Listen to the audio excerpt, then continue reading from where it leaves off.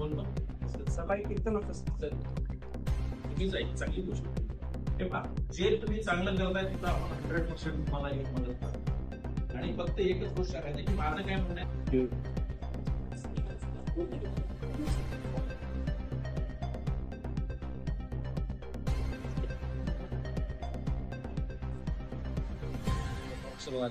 तर सावलीत काम प्रोडक्शन जगेल आणि तुमची त्याला आठवण आहे.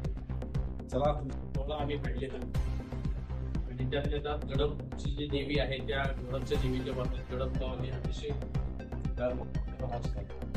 आणि ते जे निवडून आलेले सगळे देव आहेत गेले, पण ते समजून का ग्रामपंचायत इलेक्शन कशासाठी लढलं पाहिजे, काय घेतलं पाहिजे हे आणि स्वयं बघतो तुम्ही हे करणारे लोक आहात.